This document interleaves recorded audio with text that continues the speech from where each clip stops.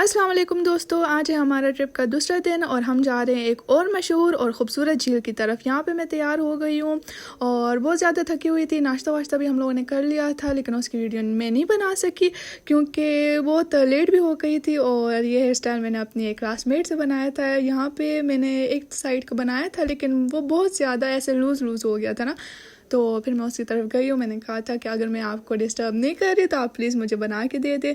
चलते हैं बाहर की तरफ और फिर आगे का सफ़र मैं आपको बताती हूँ कि हम लोगों ने क्या किया क्या नहीं किया और रास्ता कैसा था, सफ़र हमारा कैसा था वहाँ तक पहुँचने का। तो मेरे साथ ही रहिएगा, ठीक है। तो अभी हम लोग बाहर आ चुके हैं और ये हमारी जीप्स हैं जो हमें झील तक लेकर जाएंगी।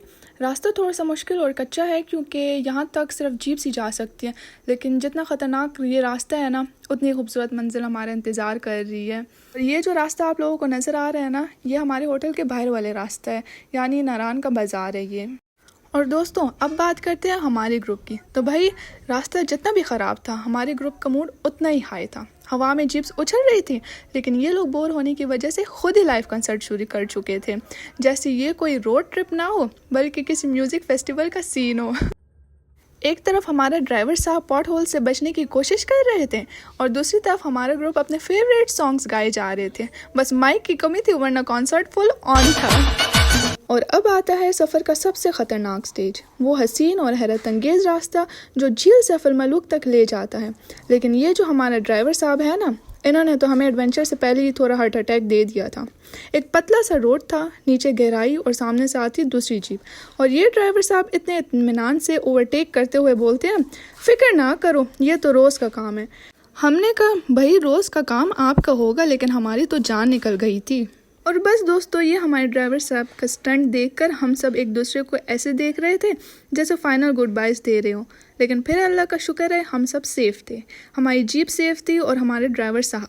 और अब हम सब लोग अपनी जीप से उतर के यहाँ आगे बढ़े और जो सबसे पहली चीज़ हमारे सामने आई है वो है यहाँ की छोटी छोटी शॉप्स, यहाँ खाने पीने की दुकानें जहाँ आपको चाय, समोसे और गरम गरम पराठे मिलेंगे। सफ़र का इतना मुश्किल रास्ता तय करने के बाद ये एनर्जी तो बहुत ज़रूरी है। लेकिन अब जो सीन हमारे सामने आने वाला है वो है वो मंजिल जिसका हम सबको इंतज़ार था। जी हाँ, झील सैफुल मलूक। हाँ जी, ये वही खूबसूरत झील है जिसके लिए हमने इतना ख़तरनाक रास्ता चूज़ किया था और इतनी मेहनत की थी। जैसे हम यहाँ पहुँचे, एक बहुत ही शॉकिंग चीज़ हुई। मेरे जूते फट चुके थे। इतने ख़तरनाक सफ़र और इतनी उछल कूद के बाद मेरे बेचारे जूतों ने आखिरकार फ़ाइनल गुड बाय कह ही दिया। फिर क्या था, मैंने अपनी क्लासमेट से इमरजेंसी लोन लिया, उसके जूते लिए और फिर हम आगे बढ़े। और अब मैं उस जगह जा रही थी जहाँ हमारा पूरा ग्रुप था, जो अपने अपने तरीक़ों से नेचर का लुत्फ़ ले रहा था। कोई तस्वीरें खींच रहा था और कुछ लोग तो यहाँ पे भी गाने गाए जा रहे थे।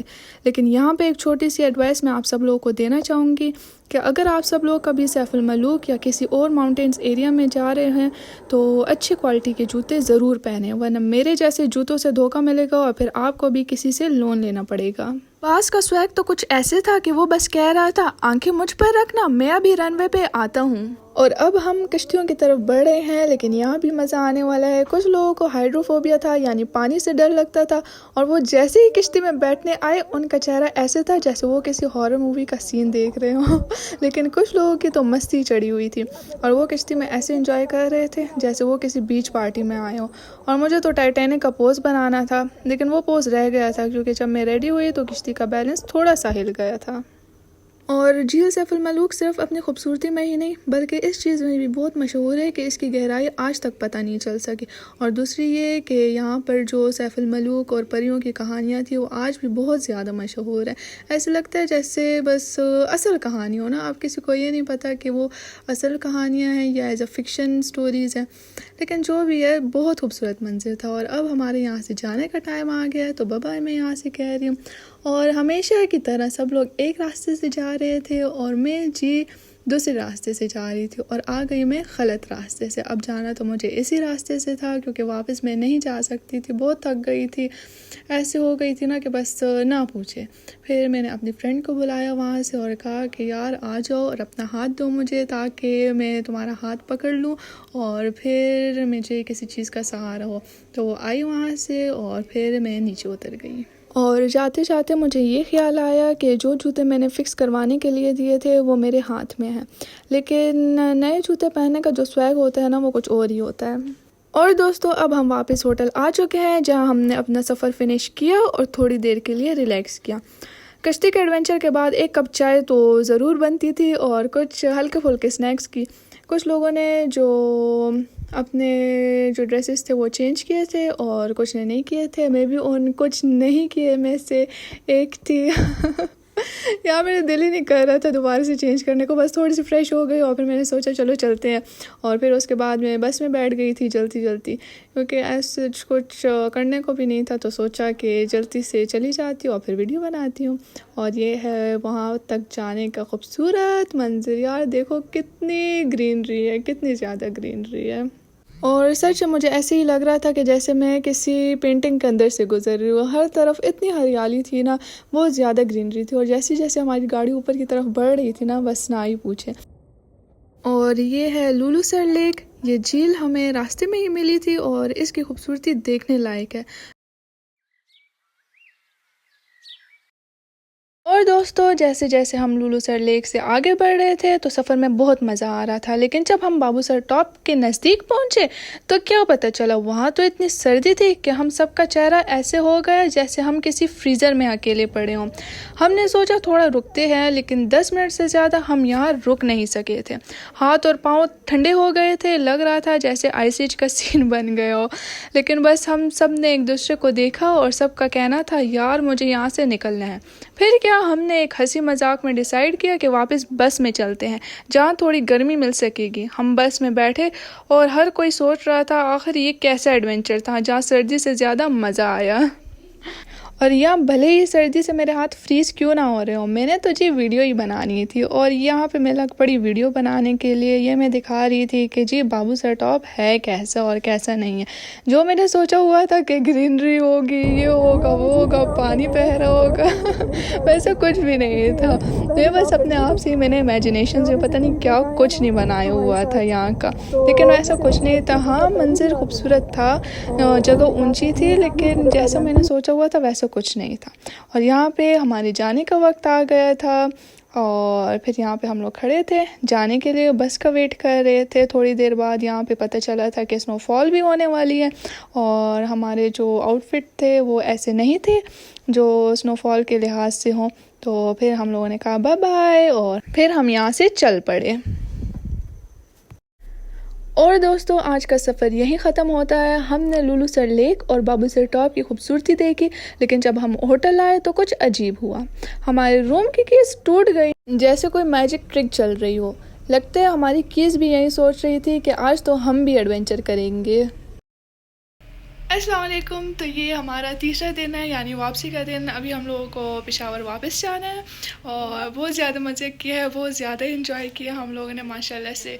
और काफ़ी मज़ा आया है। लास्ट टूर था हमारा, इमोशनल भी हुए हैं, मज़े भी किए हैं, मस्ती मजाक सब कुछ किए।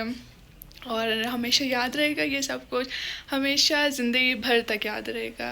और क्या कहूँ यार, अल्फाज नहीं है कहने को। ऐसे बस थोड़ा सा मैं भी इमोशनल अभी इस टाइम पे हो गई कि वापस जाने का टाइम है ना। और अब सिर्फ ड्राइवर का ही वेट हो रहा है कि कब वो आएगा और बस खोले, फिर हम लोग उसमें बैठ के और चले जाएं। और यहाँ पे हम बस में फिर से वापस आ गए हैं। बस पूरी खाली है और ऐसे लग रहा है ये मेरी पर्सनल प्रॉपर्टी है। और उसके बाद फिर हम लोग रवाना हो जाते हैं। यहाँ पे हम लोग रुकते हैं थोड़ी देर के लिए। सब लोगों में से हर कोई अखरोट ले रहा था और बारी बारी खाए जा रहा था पूरे रास्ते के दिन। दूसरा स्टॉप हमारा ये था, यहाँ पे हम लोग थोड़ी देर के लिए रुके थे क्योंकि सब ने कहा था कि हम लोग डायरेक्ट वापस नहीं जाना चाहते, कहीं पे रोक दे। फिर हम लोग यहाँ पे रुके थे और उसके बाद नेक्स्ट सब लोग जो है वो यहाँ पे चाय पीने के लिए रुक गए थे, कोई खाना खाने के लिए रुक गया था। और यहाँ पे हम लोग रुकते हैं पेट्रोल भरने के लिए। इतना तो मुझे आइडिया नहीं है इन सब चीज़ों के बारे में, लेकिन एक चीज़ जो मैं आप लोगों को बताना चाहूँगी वो ये कि हम लोगों ने फर्स्ट दिन पे जो पेट्रोल भरा था ना, उसके बाद हम लोग सेकंड दिन पे बाबूसर टॉप भी गए थे और झील सैफ अल मलूक भी गए थे। वो तो अलग बात है कि आगे से हम लोगों को जीप्स में जाना पड़ा था और फिर हम लोगों ने अभी ये भरा है। यहाँ पर मैंने सोचा थोड़ा सा रिफ्रेश हो जाती हूँ तो अपने लिए आइसक्रीम ले ली। अपने खुशी का मोमेंट था, एकदम चिल सीन था। लेकिन फिर क्या होता है, सामने देखा तो सब मेरे पीछे हर बंदा आइसक्रीम लेने लगा था। मतलब एक आइसक्रीम कैसे ट्रेंड सेटर बन गई समझ नहीं आ रहा। अब ऐसे लग रहा था ना जैसे मैंने कोई रेवोल्यूशनरी काम कर दिया हो। आइसक्रीम लेना सडनली फैशन बन गया था और लोग ऐसे ले रहे थे जैसे by one get one free की ऑफर चल रही हो। और उसके बाद फिर क्या था, हम लोग फिर से वहाँ से रवाना हो गए थे, बस अपनी मंजिल की तरफ बढ़ते जा रहे थे। नज़ारा इतना खूबसूरत था ना कि बस मैं बाहर देखी जा रही थी। और ये सफ़र हमारा बहुत ही मज़े का था, मतलब इतना मज़ा तो शायद लाइफ में भी कभी नहीं आया होगा हमें। हमने वाकई बहुत इंजॉय किया था, ऐसा लग रहा था ना जैसे ये सिर्फ टूर नहीं बल्कि ज़िंदगी का एक सफ़र है। और ये सफ़र हमेशा ही हमें याद रहेगा। मतलब अगर कभी ज़िंदगी में कभी भी सफ़र का ज़िक्र होगा ना तो सबसे पहले ये सफ़र याद आएगा जो दोस्तों के साथ था। तो दोस्तों अब हमारा टाइम होता है ख़त्म, वापसी का टाइम होता है शुरू। हम लोग अपनी जगह पे अपने पेशावर वापस पहुंच गए हैं और इसके बाद जो है हर कोई अपने अपने स्टॉप पे उतरा था और सब लोग अपने अपने घरों को रवाना हो गए थे। अगर आपको वीडियो अच्छी लगी तो लाइक एंड सब्सक्राइब मस्ट कीजिएगा। बाय बाय, अल्लाह हाफिज़।